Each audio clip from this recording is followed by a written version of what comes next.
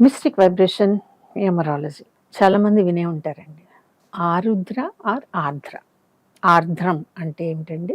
వెట్‌గా ఉండడం, మాయిస్ట్ తేమగా ఉన్న ఆ పరిసర ప్రాంతాలు తేమగా ఉండడం అంటారు. విత్తనానికి ఎక్కువ శాతం తేమ తగిలిందనుకోండి కుళ్ళిపోతుంది. కావాల్సినంత తేమ లేదనుకోండి మొలకెత్తదు. నేను ఆరుద్ర నక్షత్రం గురించి చెప్పాలంటే ఇదే చెప్తానండి. నెక్స్ట్, ఎప్పుడు చూసినా లైఫ్ టైంలో కంట్లోంచి నీళ్లు కారుతూనే ఉంటాయి, కన్నీళ్ళు కారుతూనే ఉంటాయి. ఆ కన్నీటి చుక్కని ఆర్ద్ర అంటాం. అంటే మనసు ఆర్ద్రమైపోయి కంటి వెంట కన్నీరు రావడం వేరు, కానీ చిటికి మాటికి వచ్చేసేయడం వేరు. చాలా సెన్సిటివ్గా ఉంటారు, మాట్లాడితే ఏడుస్తుంటారు. నెత్తి మీద నీళ్ళకుండా పెట్టుకున్న వాళ్ళు ఎవరన్నా ఉన్నారు అంటే వాళ్ళ ఆరుద్ర నక్షత్రం అయినా కాకపోయినా ఆరుద్ర నక్షత్రం స్వభావం అన్నమాట. అల్లరి చిల్లరిగా తిరుగుతారు, చదువుకునేటప్పుడు చదువుకోరు, పెద్దవాళ్ళు ఇచ్చిన ఆస్తిని కరగబెట్టేస్తారు, వివాహం చేస్తే నిలుపుకోలేరు. సొసైటీలో అసాంఘిక శక్తులు వైపు వీళ్ళు ఈజీగా అట్రాక్ట్ అవుతారు. ఏదో ఒక పని చేసి ఒక హీరోయిజంని ఆపాదించుకోవాలని అబ్బాయిలు అమ్మాయిలు చూస్తుంటారు. ఇవన్నీ దీని లక్షణాలేనా అంటే కొద్ది గొప్ప అనాలి. కానీ మీకు ఆరుద్ర నక్షత్రంలో పేరు పెట్టాలంటే డెఫినెట్గా 24 గంటల్లో ఆ నక్షత్రం ఉంటే కేవలం ఒక గంటలో 10-15 నిమిషాలు మాత్రమే మంచి టైం ఉంటుంది. ఆ టైంలో పుడితేనే మీరు ఆర్ద్ర నక్షత్రంలో పేరు పెట్టుకోండి. లేకపోతే లైఫ్ ఎప్పటికప్పుడు కన్నీటి పాలే. నిజమే, ఎప్పటికప్పుడు ఇబ్బందుల్లోకి వెళ్ళిపోవటమే, ఇబ్బందులను తీర్చుకుందామని తప్పు దారి తొక్కేయటం, ఈ 3 తప్పేనండి. కాబట్టి దాంట్లో మీరు పేరు పెట్టుకోవాలి అని కనుక అనుకున్నట్లయితే ఇవి ఆలోచించండి. ఆ ఒక్క 15 నిమిషాల సమయంలో కనుక ఏ శిశువైనా జన్మిస్తే ఆరుద్ర నక్షత్రం తాలూకు పేరు పెట్టుకోవచ్చు. అదర్వైజ్ నేను ఆరుద్ర నక్షత్రంలో పేరు అయితే సజెస్ట్ చేయను. ఇంకెవరికైనా సరే, ఇంకే నక్షత్రాల్లో పుట్టిన వాళ్ళకైనా సరే ఆరుద్ర నక్షత్రం తాలూకు అక్షరాలను ఇవ్వగలనా అంటే ఇవ్వను. అసలు ఆ కంపాటబిలిటీ ఆర్ కంపారిజన్ నేను తీసుకురాను. కారణం ఏమిటి అంటే మనకి మైండ్ అనే పదార్థం ఎంత బీభత్సంగా ఉంటుందంటే అంత బీభత్సంగా ఉంటుంది. ఒక్కొక్కరి ఆలోచనలు చూసినప్పుడు ఆలోచనలు నెగటివిటీ చూస్తే భయం అనిపిస్తుంది. ఇది నక్షత్ర స్వభావం కావచ్చు. ఇంట్లో వాళ్ళు కూడా కొంచెం వీళ్ళని శ్రద్ధగా పెంచరు, వదిలేస్తూ ఉంటారండి. ఏమన్నా చేసుకొని వీడిని కంట్రోల్ చేయటం మన వల్ల కాదు అని తల్లిదండ్రులే వదిలినప్పుడు అప్పుడు ఈ నక్షత్ర జాతకుడు ఏమవుతాడు? చిన్ననాడే మనం దారిలో పెట్టకపోతే వాడికి ఊహ తెలిసి వాడి ధైర్యం ఏంటో వాడికి తెలిసిన రోజు, వాడు ఇలా ఉంటే సొసైటీ వాడిని ఎంతగా భయపడి వాడికి దూరంగా ఉంటుందో తెలిసిన రోజు ఆరుద్ర నక్షత్రం అస్సలు ఊరుకో. పవర్ రావటం ఒక పద్ధతిలో మంచిది, ఇలా పవర్ ఉండటం ఖచ్చితంగా ఎక్కడో చోట ప్రాబ్లమాటిక్గానే ఉంటుంది. అయితే మంచి లక్షణాలు ఏం లేవా అని మీరు అడగచ్చు.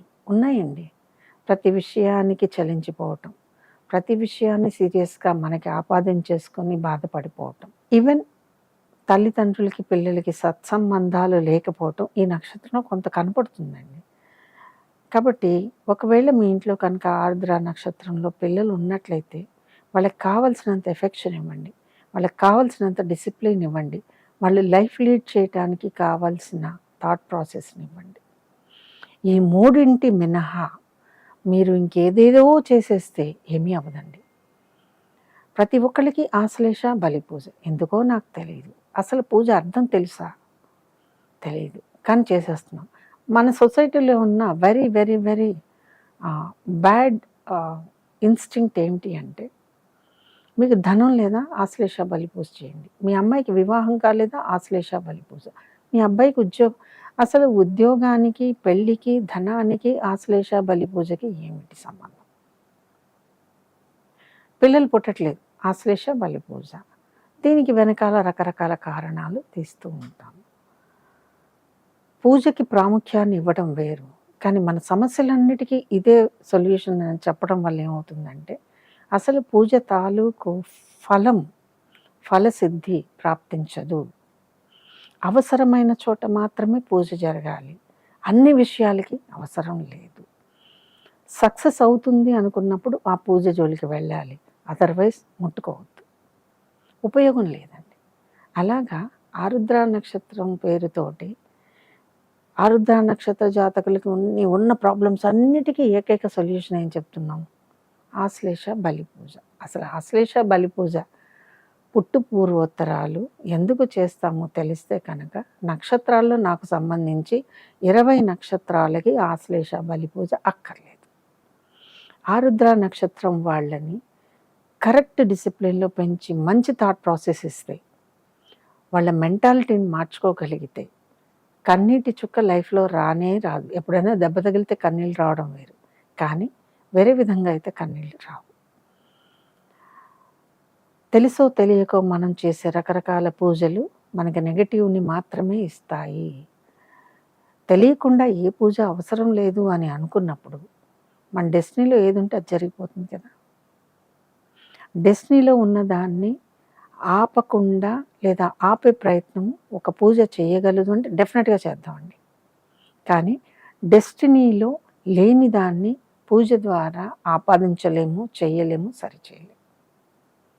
ఈ వీడియో కనుక మీకు నచ్చినట్లయితే లైక్ చేయండి, షేర్ చేయండి, మా ఛానల్ని సబ్స్క్రైబ్ చేయండి.